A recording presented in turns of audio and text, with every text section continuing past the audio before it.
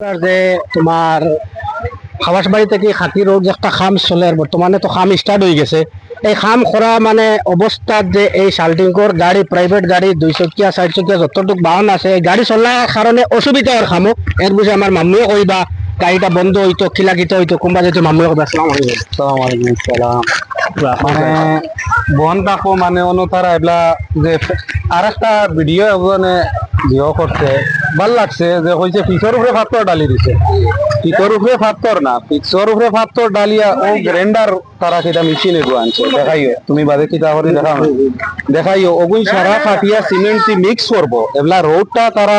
বারবার একটা অভিযোগ করে বহুত বিজি রাস্তা সিমেন্ট ডালবো গাড়ি যাইবো আইবো সারা উড়িয়া যাইবো তার দ্বারা তারা কইছে রোডটা ব্লক করবার লাগে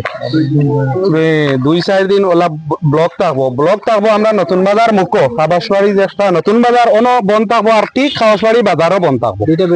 দুই সাইডে থাকবো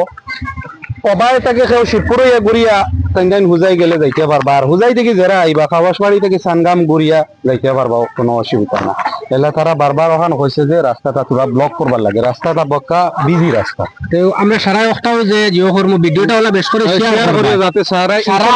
ড্রাইভার প্রাইভেট ছোট 2 চকিয়া 4 চকিয়া যত গাড়ি শাল্টিংকর গাড়ি আছে সারার কাছে ভিডিওটা পৌঁছিত করিয়া খবরটা জানতা যে পদমপুকুরে নতুন বাজারও না একটা গেট লাগানো হইব আবার খাবাসবাড়ি বাজারও না একটা হইব যাতে 2টা বা 3টা দিন মানে এই রাস্তা বাই গাড়ি চলতে না গাড়ি চললে তারা